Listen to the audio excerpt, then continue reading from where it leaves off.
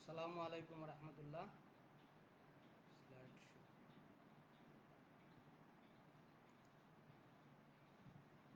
আজকের এই online Facebook live online ক্লাসে আজকে যারা শুনছেন এবং প্রিয় ছাত্রছাত্রীবৃন্দ, সবাইকে আমার অন্তরের অন্তরস্থল থেকে আন্তরিক ধন্যবাদ এবং মোবারকবাদ। আজ ঈদুল আজহার পরের প্রথম বৃহস্পতিবার, প্রথম ক্লাসে সবাইকে ঈদের শুভেচ্ছা, ঈদ মোবারক।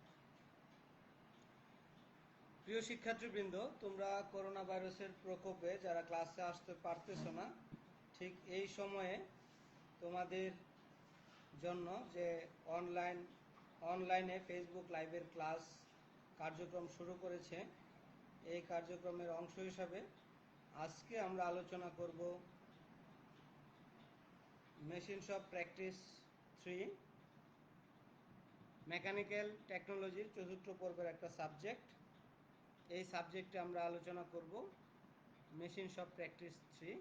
উপস্থাপনায় আমি engineer Mohammad Sadatullah, workshop superintendent, Mymensingh polytechnic institute. প্রিয় শিক্ষার্থীবৃন্দ, আজকে আমরা মেশিন শপ প্র্যাকটিস 3 67043।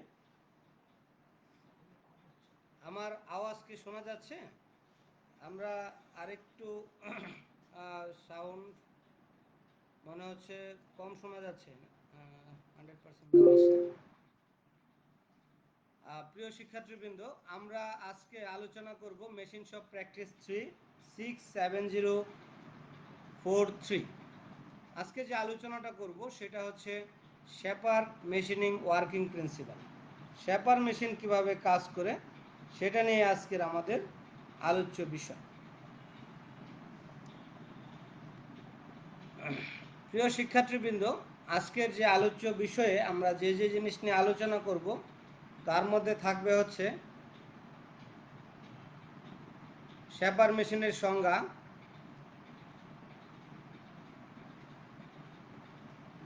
শেপার মেশিনের কার্যনীতি, শেপার মেশিনের শ্রেণীবিন্যাস, শেপার মেশিনের বিভিন্ন অংশ, শেপার মেশিনের বিভিন্ন অংশের ব্যবহার, কুইক রিটার্ন মেকানিজমের অ্যাডজাস্টমেন্ট, শেপার মেশিন টেবিলের ওয়ার্কপিস সেটিং টেকনিক, শেপার মেশিনের বৈশিষ্ট্যপূর্ণ কাজের কর্মপ্রক্রিয়া এবং শেপার মেশিনের স্পেসিফিকেশন, শেপার মেশিন ব্যবহারকালে নিরাপত্তামূলক সাবধানতাসমূহ। প্রথমে আসি শেপার মেশিন কাকে বলে। শেপার মেশিন মূলত একটা স্ট্যান্ডার্ড মেশিন টুলস। বিভিন্ন প্রকার কাটিং টুলস ব্যবহার করে বিভিন্ন প্রকার ধাতব পদার্থের উপর আনুভূমিক, উলম্ব এবং কৌণিক সমতল তৈরি করাই শেপার মেশিনের কাজ। শেপার মেশিনে যে অপারেশন করা হয় তাকে শেপিং বলা হয়। আমাদের কাছে একটা শেপার মেশিনের চিত্র আমরা এখানে দিয়েছি। দেখো, এটা একটা শেপার মেশিন। শেপার মেশিনটা একটা বেসের উপরে বসানো আছে। একেবারে টপ থেকে যদি আমরা শুরু করি, এটা হচ্ছে র্যাম। এই র্যামের সামনে আছে হচ্ছে clipper box, fit head hand wheel. এই হুইলটা ঘুরিয়ে ঘুরিয়ে এই হেডের ফিটটাকে কমানো বাড়ানো যায়। টুল হেড। আর এখানে হচ্ছে টেবিল, ওয়ার্কিং টেবিল। মূলত এই টেবিলে যেটা থাকে সেটা হচ্ছে যে এই টেবিলের উপরে বাইসের মাধ্যমে আমরা জবকে আটকাইতে পারি, জবের মাধ্যমে আটকাইতে পারি। দেখো, এই অংশটা পাশে একটা অংশ দেখা যাচ্ছে না, টি স্লট, এটাকে বলা হয় টি স্লট। অর্থাৎ এখানে গ্রুপ করা থাকে, এর মধ্যে আমরা বাইসের মাধ্যমে এটাকে আটকায় দিতে পারি। তারপরে এখানে আছে দেখো ক্রস ফিট আর ড্রাইভিং পুলি। এটা হচ্ছে ড্রাইভিং পুলি, এর দ্বারা এটাকে পুলি দিয়ে অপারেশন করা হয়। এটাকে যখন আমরা মেশিনটাকে ফিটিং করে দিব তখন এটা অটোমেটিকলি চলতে থাকবে এবং কাটতে থাকবে। শেপার মেশিনের ওয়ার্কিং প্রিন্সিপাল বা শেপার মেশিনের কার্যনীতি। শেপার মেশিনে কাজের জন্য কোনো জবকে শক্তভাবে মেশিনে আটকানো হয় টুল পোস্টে স্থাপিত সিঙ্গেল পয়েন্ট কাটিং টুলসকে পারস্পরিক র্যামে মাউন্ট করা হয়। এখানে একটা শব্দ আসছে single point cutting tools. Shaper মেশিনে যে টুলস ব্যবহার করা হয় সেটা মূলত সিঙ্গেল পয়েন্ট কাটিং টুলস, অর্থাৎ সে ওয়ান পয়েন্টে শুধু কাটবে। এই যেহেতু শেপার মেশিন, আমরা এই যে এর আগে যে র্যাম শেপার মেশিনটা দেখছো, এইটা এই র্যামটা আসা যাওয়া করে এবং এইখানে টুলটাকে আটকায় দেওয়া হয়। আর এর মধ্যে যদি আমি জবকে আটকাই তাহলে জবটা স্থির থাকে, আর টুল যখন একবার যায়, এদিক যখন যাবে তখন সে কাটবে না, যখন এদিক আসবে তখন সে কাটবে। এই জন্য এটাকে বলা হয় সিঙ্গেল পয়েন্ট কাটিং টুলস, মাত্র একটা পয়েন্টে সে কাটবে। কোনো কোনো মেশিনে এটার উল্টাও হইতে পারে, আমি যেরকম দেখালাম যে সামনের থেকে পিছন দিকে দিলে কাটে, কোনো কোনো মেশিনে পিছন থেকে সামনের দিকে দিলে কাটে, সেটা মেশিনের উপরে সেটিং, বাট একদিকে কাটবে, সিঙ্গেল পয়েন্ট কাটিং টুলস। আর র্যামটা হবে পারস্পরিক কার্যক্রম দ্রুত রিটার্ন গতি প্রক্রিয়া করার জন্য।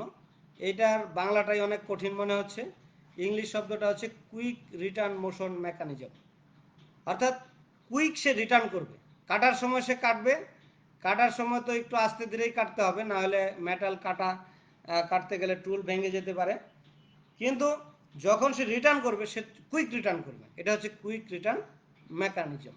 আমি তোমাদেরকে একটা ভিডিও ক্লিপসের মাধ্যমে এটাকে দেখাই দিব সুন্দরভাবে। আমরা র্যামকে যখন পারস্পরিক কার্যক্রম শুরু করে তখন টুলসটি তার সামনে স্ট্রোকের সময় জবকে কাটে এবং প্রত্যাবর্তনের সময় কোনো কাটিং সম্পূর্ণ হয় না, ফলে স্ট্রোকটা অলস স্ট্রোক বলা হয়। ফরওয়ার্ড এবং রিটার্ন স্ট্রোক নিয়েই শেপারের একটি অপারেশন চক্র গঠিত হয়। শেপারের শ্রেণীবিন্যাস। শেপারকে আমরা কাঠামোগত বৈশিষ্ট্য অনুসারে শেপারকে আমরা তিনটি ভাগে ভাগ করতে পারি।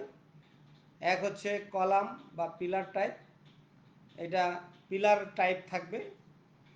তারপরে বক্স ব্যাট টাইপ, এর যে ব্যাটটা এটা বক্সের আকৃতি।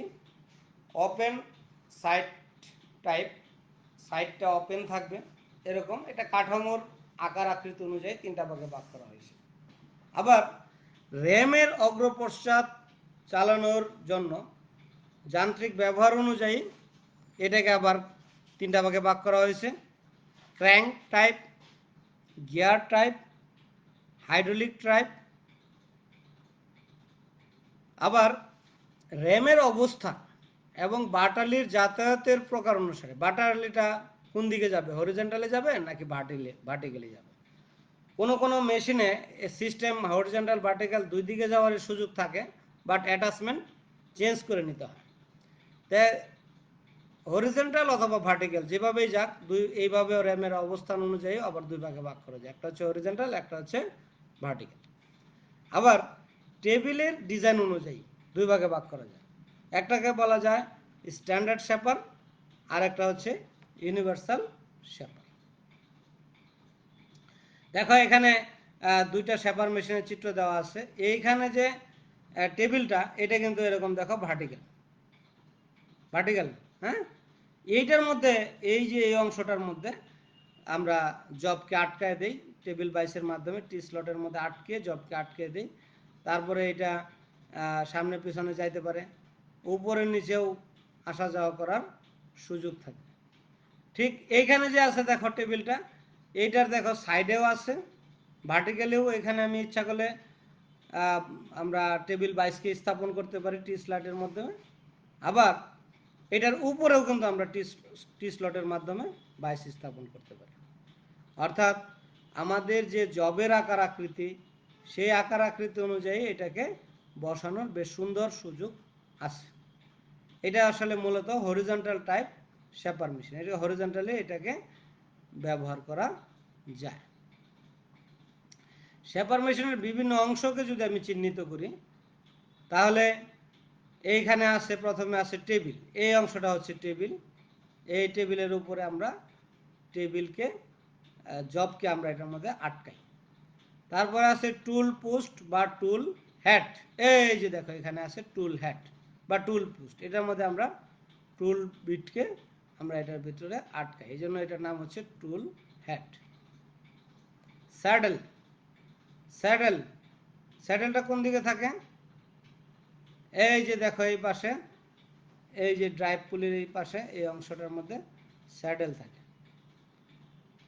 টুল স্লাইড, এই টুলকে স্লাইডিং করার জন্য, অর্থাৎ এই এই অংশটাকে, এই যে টুল পুশ থাকে এখানে, এটাকে স্লাইডিং করার সুযোগ থাকে, এই জন্য এটাকে বলা হয় টুল স্লাইড। টুল পোস্ট ক্ল্যাম্পিং স্ক্রু, এই দেখো টুল পোস্ট, এটা টুল পোস্ট না? এই টুল পোস্টের মধ্যে এখানে ক্ল্যাম্প করার জন্য এখানে একটা স্ক্রু থাকে, এটা হচ্ছে টুল পোস্ট ক্ল্যাম্পিং স্ক্রু। তারপরে হচ্ছে ক্ল্যাপার বক্স, অর্থাৎ এইখানে যে এই যে ক্ল্যাম্পিং স্ক্রুর মাঝখানে যে একটা বক্সের মতো আকৃতি আছে যেটার মধ্যে ক্ল্যাম্প করে থাকবে, সেটাই হচ্ছে ক্ল্যাপার বক্স। এই অংশটা হচ্ছে ক্ল্যাপার বক্স, এই যে অংশটা ক্ল্যাপার বক্স। এইখানে এই নাটটাকে লুজ দিয়ে টাইট দিয়ে এটাকে বিভিন্ন অ্যাঙ্গেলে সেট করা যায়। ফিট ডাউন হ্যান্ডেল, এই যে ফিট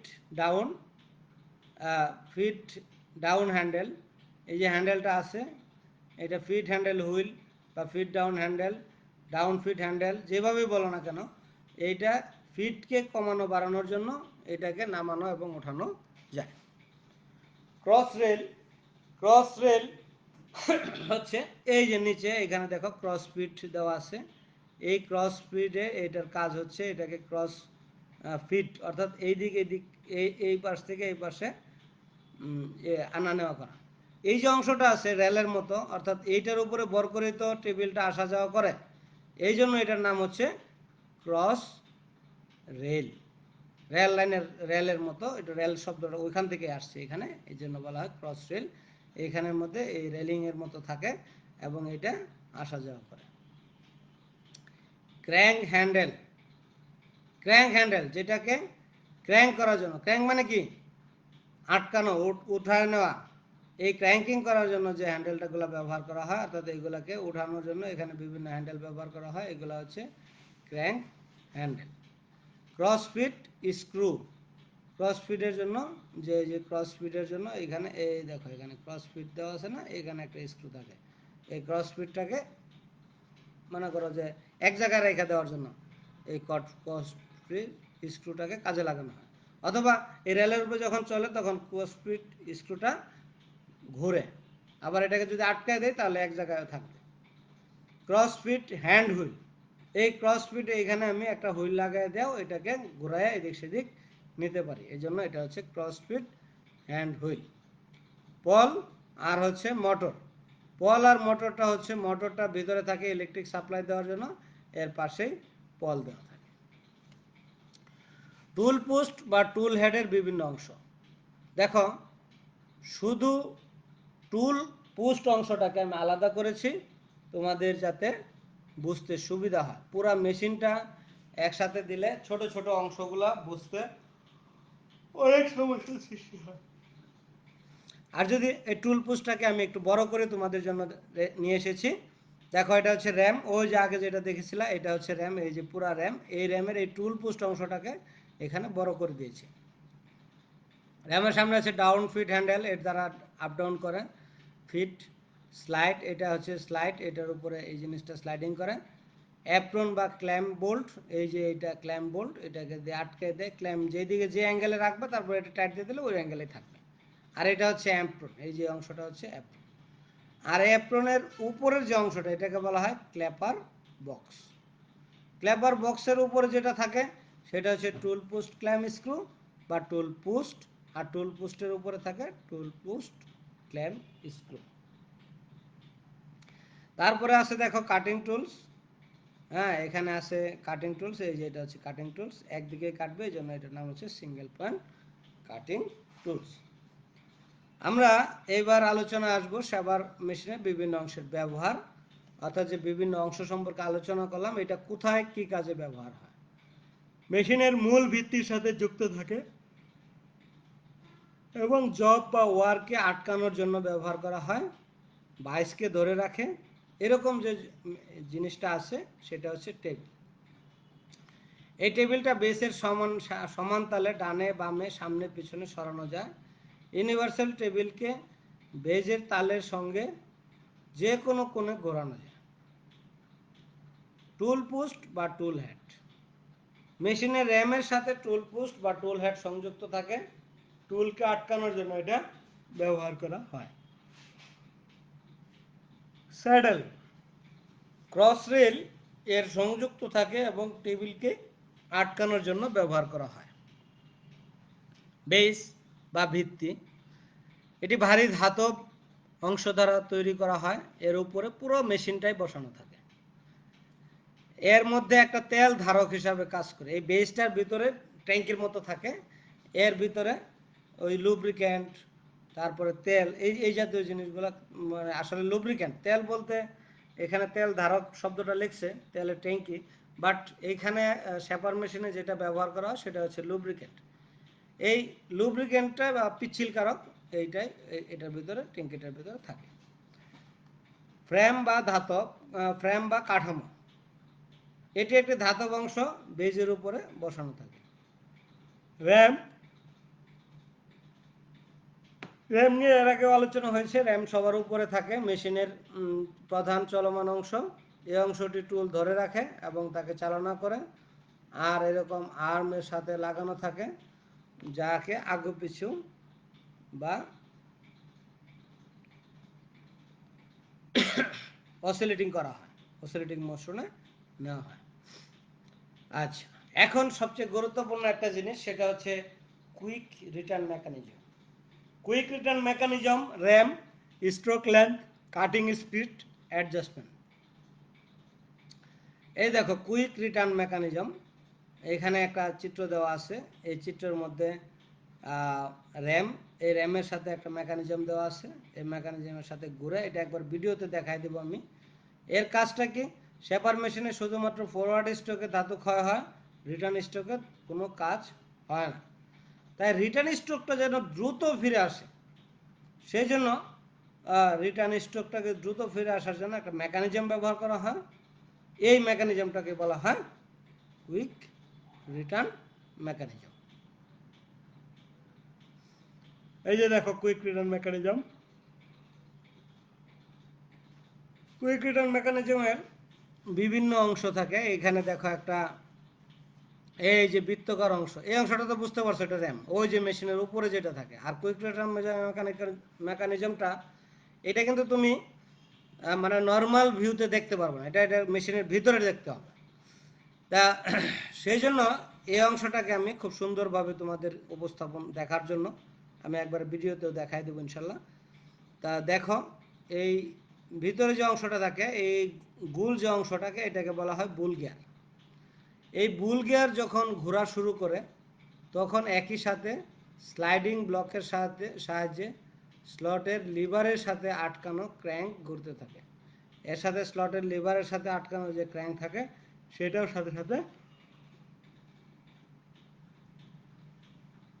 লিভারের পি বিন্দু, এখানে পি বিন্দুটা খুঁজে বার করে দেখো কোথায় আছে। এই যে দেখো এ বি সি, তাই, তারপরে এই যে পি, এই যে আর, এই যে পি বিন্দুটা, এইটা কি করে, পি আর লিঙ্কের, এই যে পি আর, এখানে একটা লিঙ্ক রড আছে না, কানেক্টিং রড, এই কানেক্টিং রডের র্যামের সাথে আটকানো থাকে। এই দেখো র্যামের সাথেই তো আটকানো নাকি, তাহলে কথার সাথে কাজের মিল আছে। এই যে দেখো র্যামের সাথে এটা আটকানো থাকে, এবং এর মাধ্যমে সে কি করে, পিছনে আসে। র্যাম যখন সামনের দিকে আসবে তখন এটা ধাক্কা দিবে, যখন সে পিছনের দিকে যাইতে চাবে বা যায়, তখন এই অংশটা এখানে মুচড় খাবে এবং এটা ঘুরতে থাকবে। এইভাবেও কিন্তু সে কুইক রিটার্ন মেকানিজম কাজ করে। তারপর দেখো এই লিভারের এপি লিভার, এই যে পি আর এই অংশটা হলো এ, এইখানে এটা একটা লিভার, এটা একটা কানেক্টিং রড। এই এপি লিভারটা প্রথম যে পজিশনটা, এটাকে ধরলাম 1 নম্বর পজিশন, এই পজিশন থেকে চলে এই পজিশনে চলে যাবে, এদিকে চলে আসবে, তখন এটাকে ধরি আমরা এপি টু। ক্র্যাঙ্কপিন বৃত্তের সাথে স্পর্শক, অর্থাৎ এই যে বৃত্তটা আছে এটার স্পর্শক হিসাবে কাজ করে, এর বৃত্তের সাথে স্পর্শ করে সে কাজ করে। এবং ফরওয়ার্ড স্টেকে ক্র্যাঙ্কপিন সিবি ওয়ান থেকে, এই সি অংশটা কোনটা, এটা, তাহলে সি B1 এই যে অংশটা আছে না, এখানের অংশটা, এটা হচ্ছে AP1, এই যে CB1 এই অংশটা, তখন কি করতেছে, এই অংশটার থেকে এই অংশে চলে যাচ্ছে, তখন কি হচ্ছে, CB1 থেকে CB2-তে চলে যাচ্ছে। এই যে সি, এই যে বি, এই সি এই বি, তো সিবির এই অংশে থাকলে ধরলাম CB1, এটা যখন এইখানে চলে আসবে তখন এটাকে ধরলাম CB2। এবং এইখানে বিটা কোণ উৎপন্ন করে এবং রিটার্ন স্ট্রোকে CB1 থেকে, সরি CB2 থেকে CB1 পর্যন্ত আলফা কোণ অতিক্রম করে। তাহলে ক্র্যাঙ্ক পিনের সাথে একই গতিতে যখন ঘুরতে থাকে, তাহলে কাটিং বা ফরওয়ার্ডিং স্ট্রোকের সময় বিটা, অলস বা রিটার্ন স্ট্রোকের সময় আলফা। বিটার সময় বিটা ডিগ্রি কোণ উৎপাদন করে, আর আলফার সময় টোটাল যদি ঘুরে আসে তাহলে কত, 360 ডিগ্রি। 360 ডিগ্রি থেকে বিটা বাদ দিলে যে কোণটা থাকবে সেই কোণটা হচ্ছে আলফা কোণ। তাহলে এইটা তাহলে বিটা বাই আলফা সমান সমান beta by 360 degree minus beta, অথবা আমরা যদি এভাবেও লিখতে পারি 360 degree minus alpha by beta by alpha. হ্যাঁ, তাহলে আলফা কোণের মান যেহেতু কম, তাই রিটার্ন স্ট্রোকে দ্রুত রিটার্ন করবে, অর্থাৎ আলফা কোণের মান হচ্ছে 360 থেকে বিটা মাইনাস দিলে যে কোণটা সেটা হচ্ছে আলফা। হ্যাঁ, তাহলে এটা কম, তাহলে সাধারণত বিটা কোণ হয় 220 ডিগ্রি আর আলফা কোণ হয় 140 ডিগ্রি।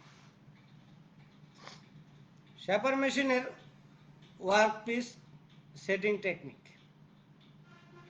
এটা আমি আগেই বলেছি তোমাদেরকে যে শেপার মেশিনের বক্স আকৃতির টেবিলের উপর তলে এবং পাশের উলম্ব তলে কার্যবস্তু কিংবা শেপার বাইসটি টি স্লটে আটকানো থাকে। কাজের ধরন অনুযায়ী এই টি স্লটে বিভিন্ন জিনিস বসানো থাকে, যেমন শেপার বাইস, প্যারালাল প্যারালাল বার, অ্যাঙ্গেল প্লেট, তারপরে হ্যান্ড ডাউন বা গ্রিপার্স, তারপরে টো ডক্স, তারপরে শেপার ইন্ডেক্স সেন্টার, এই জিনিসগুলা আটকানো থাকে। দেখো এখানে বিভিন্ন অ্যাঙ্গেল, বাইস, প্রোবক্স, এই জিনিসগুলোর চিত্র দেওয়া আছে।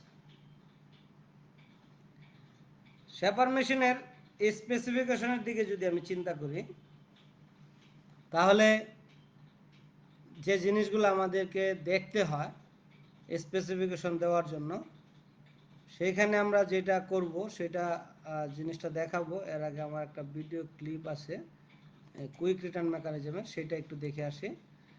আমরা কুইক রিটার্ন মেকানিজমে দেখব যে এখানে কুইক রিটার্ন মেকানিজমটা দেখতে পাচ্ছ। এখানে দেখো একটা কুইক, এইটা হচ্ছে র্যাম অংশ। র্যামটা যখন এদিকে আসতেছে তখন খুব আস্তে আস্তে আস্তে আসতেছে এবং যাওয়ার সমস্যা খুব দ্রুত চলে যাচ্ছে। এটাই হচ্ছে কুইক রিটার্ন মেকানিজম। এবং এটা কিভাবে কাজ করতেছে, এটা কিন্তু মেশিন চালু অবস্থায় আমি খুলে দেখাতে পারবো না, তোমাদেরকে ভিডিওর মাধ্যমে যেভাবে পরিষ্কার দেখানো যাচ্ছে।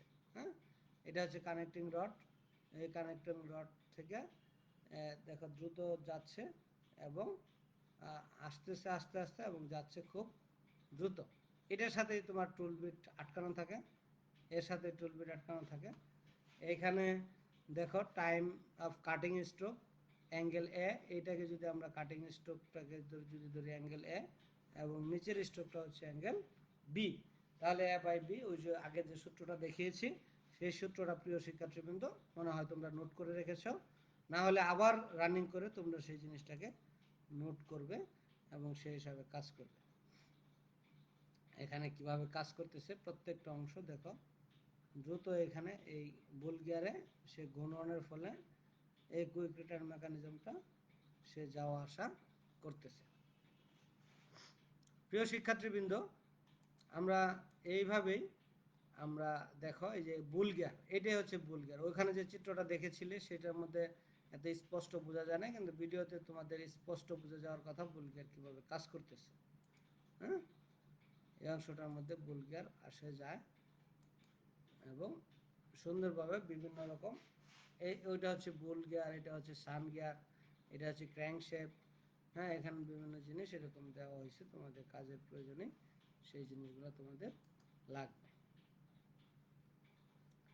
তাহলে আমরা এই পর্যন্ত চলে এসেছিলাম স্পেসিফিকেশন, শেপার মেশিনের স্পেসিফিকেশন। শেপার মেশিনের স্পেসিফিকেশন হইলে আমরা যদি একটা শেপার মেশিন কিনতে চাই, তাহলে যে স্পেসিফিকেশনের মধ্যে এটার হ্যান্ডেল কীরকম হবে, টুল হেড কেমন হবে, টুল পুস্ট কেমন হবে, বাইস কতটুক, টেবিল কতটুক, ক্রস রেল, বেস, এই প্রত্যেকটা জিনিসেরই স্পেসিফিকেশন দেওয়া লাগবে, অর্থাৎ মাপ দেওয়া লাগবে। না হলে তোমার মেশিনের সাইজ কীভাবে বুঝবো, স্ট্রোক কতটুক, র্যাম স্ট্রোক কতটুক, হ্যাঁ, এই জিনিসগুলো আমরা স্পেসিফিকেশনে বুঝবো। যেমন এখানে একটা স্পেসিফিকেশন দেওয়া আছে, length of stroke, stroke length কতটুকু। এখানে স্ট্রোক লেন্থ যেটা দেওয়া আছে, সেখানে দেখো স্ট্রোক লেন্থ দেওয়া আছে এখানে কত, 12 ইঞ্চি স্ট্রোকের বেলা। এখানে দেখো এটা কিন্তু মনে রাখার জন্য এবং সহজে বোঝার জন্য আমরা বিভিন্ন স্ট্রোক লেন্থের উপরে মেশিনকে আইডেন্টিফাই করতে পারি। যেমন 12 ইঞ্চি স্ট্রোক, 18 ইঞ্চি স্ট্রোক, 24 ইঞ্চি স্ট্রোক, 30 ইঞ্চি স্ট্রোক। এখন 12 ইঞ্চি স্ট্রোকের বেলা স্ট্রোক লেন্থ থাকবে 305 আবার সেন্টিমিটারে, আর 18 মিলিমিটারে 305 মিলিমিটার, আবার 18 ইঞ্চি স্ট্রোকের বেলায় থাকবে 457 মিলিমিটার। এইভাবে স্ট্রোক লেন্থগুলা কাজ করবে। তবে আমরা যখন কিনতে যাব, যে 12 ইঞ্চি স্ট্রোক লেন্থের এই স্পেসিফিকেশনগুলো, স্ট্রোক লেন্থ, তারপর length of ram without tool slide, ram bearing column, তারপর ram bearing with, ram bearing troubles, horizontal troubles and table, এই যে ভার্টিক্যাল ট্রাবলস অ্যান্ড টেবিল, এই জিনিসগুলা এই পরিমাপ মতো 12 ইঞ্চির বেলা থাকবে। এখানে দেখো নিচে আছে মোটর রিকোয়ারমেন্ট, মোটর আছে এখানে 2 হর্স পাওয়ারের, আর আবার গিয়ার ড্রাইভের জন্য আছে হচ্ছে 2 হর্স পাওয়ার, দুটাই 2 হর্স পাওয়ার। আবার 18 ইঞ্চির বেলায়ও 2 হর্স পাওয়ারের, বাট 24 ইঞ্চির বেলায় গিয়ার দেখা যাচ্ছে এখানে 3 হর্স পাওয়ার এবং আরপিএম অনেক বেশি। আরপিএম যেটা পুলি ড্রাইভের ক্ষেত্রে, সেইখানে আমরা আরপিএম দেওয়ার দরকার হয় 1440 আরপিএম, বাট গিয়ার ড্রাইভের বেলায় 960 আরপিএম হলেই যথেষ্ট, কারণ এখানে লস কম, শক্তির লসটা কম হয়। আবার 30 ইঞ্চি স্ট্রোকের বেলা হর্স পাওয়ারে বেড়ে গিয়েছে, 5 হর্স চলে এসেছে। স্ট্রোক লেন্থও বেশি, সব জিনিসই দেখবা যে একটু একটু করে বেশি হবে। এখন আমরা যেটা নিয়ে আলোচনা করব সেটা হচ্ছে শেপার মেশিন ব্যবহারকালে নিরাপত্তামূলক সাবধানতা। আমরা জানি কোনো মেশিনকে ব্যবহার করার পূর্বে, ব্যবহার করার মাঝখানে, ব্যবহার করার শেষে, অর্থাৎ সমস্ত জায়গায় safety, safety first, safety last, safety always. আমরা যখন মেশিনে ঢুকবো তখনই মেশিন শপের নির্দিষ্ট সেফটি আছে, সেইগুলো আমরা সেফটি পালন করব। যখন আমরা মেশিনকে চালু করতে যাব, তার আশপাশ পরিষ্কার করে ram, tool head, cutting tools, job, table support, clamping screw, vice, এইগুলাকে যথাযথভাবে অবস্থান করছে কিনা এটা প্রথমে আগে নিশ্চিত হতে হবে, যে যেটা যে জায়গার জিনিস সেটা সে জায়গা ঠিক মতো আছে কিনা, কোথাও কোনো নাট, বোল্ট এটা লুজ অবস্থায় আছে কিনা, থাকলে সেগুলোকে টাইট দিতে হবে, সেগুলোর অবস্থানগুলো ঠিক করতে হবে, সেই অ্যাঙ্গেলগুলো আমার যে দরকার সেই অ্যাঙ্গেল মতো আছে কিনা সেগুলোকে আমাকে চেক করতে হবে। ঘায়ের দৈর্ঘ্য বা অবস্থান বিন্যাস যাচাই করতে হবে। শেষ দিকে আমরা চলে এসেছি। আর সকল বিন্যাস সমাপ্তির পর সকল প্রকার রেঞ্জ মেশিন থেকে সরিয়ে নিতে হবে। যখন আমরা মেশিন চালু করব তখন কোনো প্রকার রেঞ্জ আমরা মেশিনের উপর রাখতে পারবো না। ম্যাগনেটিক চাক যদি ব্যবহার করা হয়, সেখানে ইলেকট্রিক সুইচ ঠিক আছে কিনা সেগুলো দেখতে হবে। স্ট্রোক যেখানে চলবে সেখানে দাঁড়ানো যাবে না। হ্যাঁ, র্যাম চলাকালীন যে চিপসগুলো পড়বে সেগুলো যেন বাইরে না পড়ে, সেগুলো সুন্দরভাবে পরিষ্কার করে তারপরে আমরা মেশিন ত্যাগ করব। আমরা আজকের যে আলোচনাটা করলাম, তোমরা জানো প্রিয় শিক্ষার্থীবৃন্দ, যে তোমাদের এই আলোচনাটাকে তোমরা নোট আকারে রাখবে এবং সেটা বাড়ির কাজ হিসাবে তোমাদের ক্লাসের ফেসবুক ক্লাস শেষ হলে যখন রেগুলার ক্লাস শুরু হবে তখন তোমাদের শ্রেণী শিক্ষকের নিকট এই জব শিট বা এই খাতাটা জমা দিবে এবং সেটার থেকে তোমাদের কন্টিনিউয়াসের মার্ক হবে। সেই হিসাবে আজকের বাড়ির কাজ হিসাবে যেটা থাকবে সেটা হচ্ছে আলোচিত যে মেশিন আছে শেপার মেশিন, এই মেশিনের কার্যপ্রণালী এবং চিত্র অঙ্কন। প্রিয় শিক্ষার্থীবৃন্দ, কারো কোনো প্রশ্ন থাকলে কমেন্টসের মাধ্যমে প্রশ্ন করতে পারো, আমি উত্তর দেওয়ার চেষ্টা করবো ইনশাআল্লাহ।